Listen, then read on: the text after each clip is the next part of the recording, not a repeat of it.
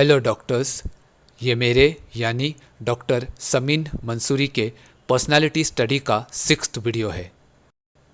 इस वीडियो में मैं हिंदी फिल्म तारे ज़मीं पर के एक चाइल्ड कैरेक्टर ईशान अवस्थी पर एप्लीकेबल रूब्रिक्स के ज़रिए सल्फर दवाई को एक्सप्लेन करूँगा, इसलिए आप ये फिल्म ज़रूर देखिए। ईशान नाम के इस किरदार को फिल्म में दरशील सफारी ने निभाया था। जैसे जैसे फिल्म में कहानी बताई गई है वैसे वैसे इवेंट्स के बारे में बताने के बाद मैं उस वर्जन को एक्सप्लेन करूंगा और फिर रूब्रिक की जानकारी दूंगा। लेकिन फिल्म में ईशान द्वारा कही गई हर बात और उसके हर बिहेवियर के बेसिस पर रूब्रिक बनाना पॉसिबल नहीं है, इसलिए मैंने सिर्फ स्पेसिफिकली इंपॉर्टेंट एस्पेक्ट्स को लेकर ही रूब्रिक्स प्रोवाइड किए हैं। ये वीडियो सिर्फ एजुकेशनल पर्पसेस के लिए ही बनाई गई है और इसका मकसद किसी को ऑफेंड या इंसल्ट करना नहीं है। मूवी में ईशान डिसलेक्सिया नाम की लर्निंग डिसेबिलिटी से पीड़ित होता है, इसलिए वो पढ़ाई में कमज़ोर होता है और उसके स्टडीज़ में आने वाली डिफ़िकल्टीज़ वाले रूब्रिक्स को मैंने इंक्लूड नहीं किया है क्योंकि वो डिजीज़ को आइडेंटिफाई करने वाले सिम्टम्स हैं। फिल्म की शुरुआत में बताया गया है कि ईशान को बहुत सारी चीज़ें कलेक्ट करना अच्छा लगता है। बॉटल में फिशेस हो या रास्ते पर पड़ी बेकार नज़र आने वाली चीज़ें, ईशान ये सब इकट्ठा करता है और अपने घर ले आता है।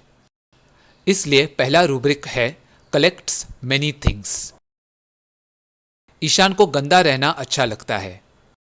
घर से स्कूल बस की तरफ जाते समय भी ईशान अपनी मम्मी के मना करने के बावजूद पडल के मडी पानी में जंप करता है, जिसके कारण उसके जूते गंदे हो जाते हैं। इसलिए अगला रूब्रिक है डर्टीनेस या डर्टी। फिल्म के गाने दुनिया का नारा जमे रहो में बताया गया है कि सुबह आंख खुलने पर स्कूल जाने के लिए जल्दी से उठकर तैयार होने की बजाय ईशान एकदम सुस्त तरीके से बेड पर पड़ा रहता है और बाथरूम में नहाने की बजाय डांस करते हुए टाइम वेस्ट करता है। इस वर्जन के लिए 2 रूब्रिक्स एप्लीकेबल हैं। पहला indolence aversion to work morning और दूसरा time fritters away his time. Sulphur के rubric time fritters away his time को मैंने अपने टैरेंटुला वाले वीडियो में एक्सप्लेन किया है। उसका टाइम्ड लिंक डिस्क्रिप्शन में है, तो आप उसे रेफर कर सकते हैं। ईशान की मम्मी सुबह के समय सब काम जल्द से जल्द निपटाने में लगी रहती है और ईशान के लेजीनेस से एनॉयड हो जाती हैं। लेकिन ईशान ब्रेकफास्ट करने की बजाय अपने सपनों की इमेजिनरी दुनिया में खोया रहता है। इसी तरह मैथ्स पेपर में 3 मल्टीप्लाइड बाय 9 का प्रोडक्ट क्या होता है, इस क्वेश्चन का आंसर सोचते वक्त भी ईशान खुद को स्पेसशिप में सोलर सिस्टम की सैर करते हुए इमेजिन करता है।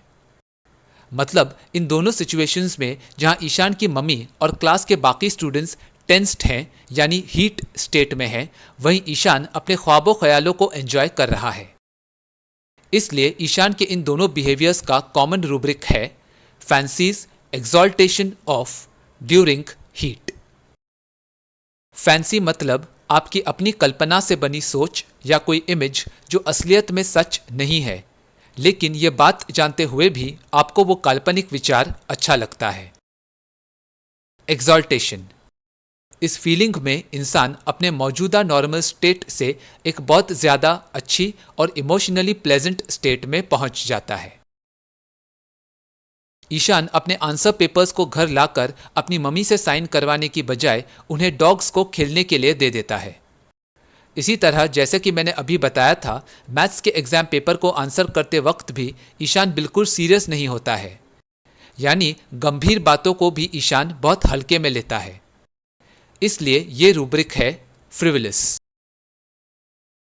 ईशान को पेंटिंग करना पसंद है। वो अपनी ड्राइंग्स में अपने थॉट्स और फीलिंग्स को बहुत अच्छी तरह से एक्सप्रेस करता है। अपने परिवार और घर से बिछड़ जाने की कहानी वाली फ्लिप बुक हो या फिर पेंटिंग में जंग के दौरान सोल्जर्स सुरंग खोदकर कैसे गायब होते हैं, ऐसी बातें भी ईशान बहुत क्लियरली कन्वे करता है।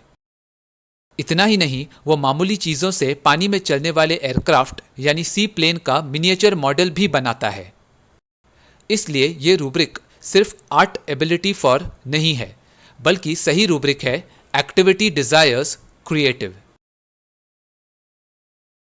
जब ईशान के डैड उसके स्टडीज में पुअर परफॉर्मेंस के कारण उसे बोर्डिंग स्कूल में भेजे जाने का फैसला सुनाते हैं, तब ईशान डाइनिंग टेबल पर अपना हाथ बैंक करते हुए इस बात का ओपनली विरोध करता है कि वो नहीं जाएगा। लेकिन ईशान के डैड उस पर चिल्लाकर ईशान के ऑपोजिशन को पूरी तरह से क्रश कर देते हैं। कुछ देर तक ईशान बिना कुछ कहे गुस्से में अपने डैड को घूरता रहता है, लेकिन जब उसके डैड ये कहते हैं कि दिवाली के बाद उसका न्यू स्कूल टर्म शुरू हो जाएगा, तब ईशान दुखी होकर अपने डैड से बोर्डिंग स्कूल में न भेजे जाने की गुजारिश करता है। ईशान के इस बिहेवियर को दो रूब्रिक्स कवर करते हैं। पहला सैडनेस विथ सप्रेस्ड इरप्शन और दूसरा morose sulky with weeping. Eruption, इस शब्द के दो मीनिंग्स हैं। पहला, स्किन पर नजर आने वाला सिम्टोमैटिक या एसिम्टोमैटिक लीजन, और दूसरा एक सडन वायलेंट और स्पॉन्टेनियस आउटबर्स्ट जिसमें इंसान एंगर या कोई और अनडिजायरेबल इमोशन को एक्सप्रेस करता है। तो यहां ईशान ने बोर्डिंग स्कूल में भेजे जाने की बात सुनकर गुस्से में कहा कि वो नहीं जाएगा।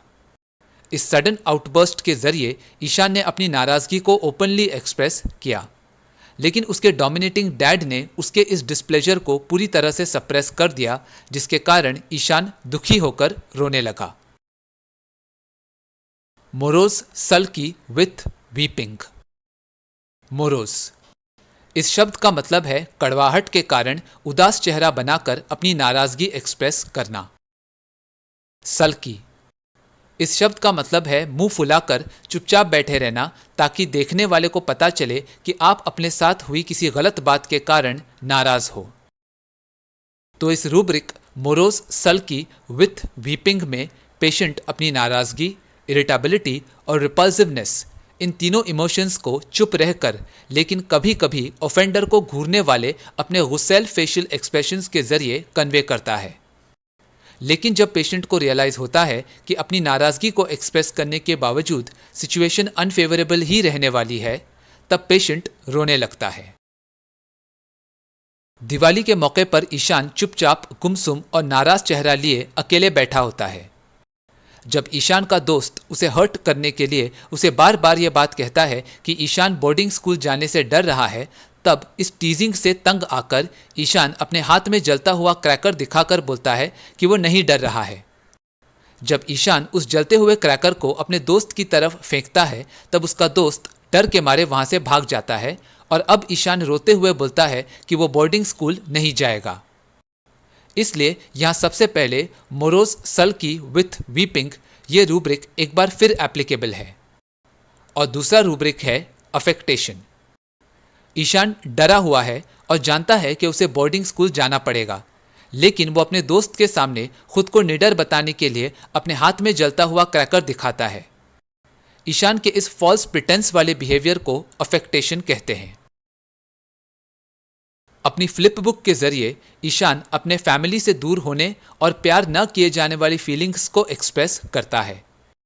इसलिए ये रूब्रिक है forsaken feeling feels is not being loved, beloved by his parents, wife, friends.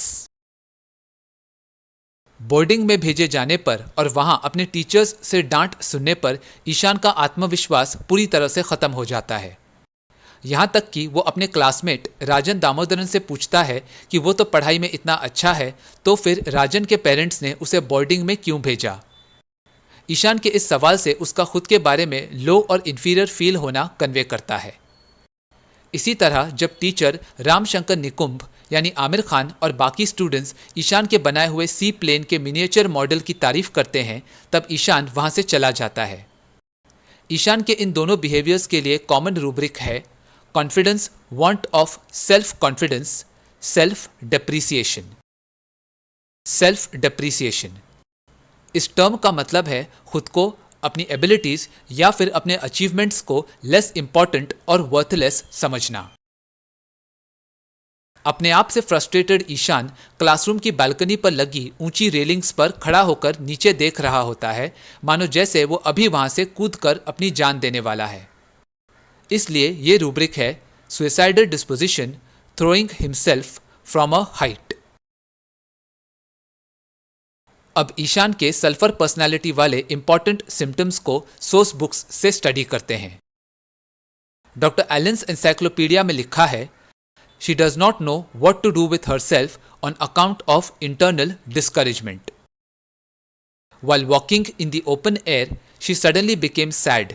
She was filled with only sad, anxious, despondent thoughts from which she could not free herself, which made her lachrymose. Dr. Herring's guiding symptoms में लिखा है, great dejection with thoughts of suicide, feels inferior to everybody, can decide nothing, listless, unable to work, can understand nothing she reads. तो मुझे उम्मीद है कि इस video में बताए गए रूब्रिक्स और उनके एक्सप्लेनेशन के जरिए आपको सल्फर पेशेंट का बिहेवियर समझ आया होगा। याद रखिए, हर दवाई में बहुत सारे सिम्टम्स होने के कारण डिफरेंट केस स्टडीज से हमें उसी एक मेडिसिन के अलग अलग ड्रग पिक्चर्स देखने को मिलते हैं। मैंने सल्फर पर ऑलरेडी एक डिटेल्ड वीडियो बनाया है, उसका लिंक डिस्क्रिप्शन में है, तो आप उसे रेफर कर सकते हैं।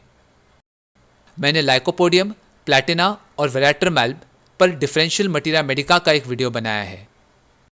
इसके अलावा मैंने इग्नेशिया, नाट्रम म्यूराटिकम और स्टैफिसैग्रिया, इन तीनों ड्रग्स के डिफरेंशियल मटीरिया मेडिका पर भी वीडियो बनाया है। इन सारे वीडियोस के लिंक्स डिस्क्रिप्शन में हैं, तो आप इन्हें रेफर कर सकते हैं। अगर ये वीडियो पसंद आया तो उसे लाइक और शेयर करें और मेरे इस YouTube चैनल को सब्सक्राइब करें। वीडियो या होम्योपैथी से जुड़े आपके कोई भी सवाल हो या आप फीडबैक देना चाहें तो मुझे कमेंट्स में बताएं। मैं आपके सवालों का जवाब देने की पूरी कोशिश करूंगा। Thank you for watching.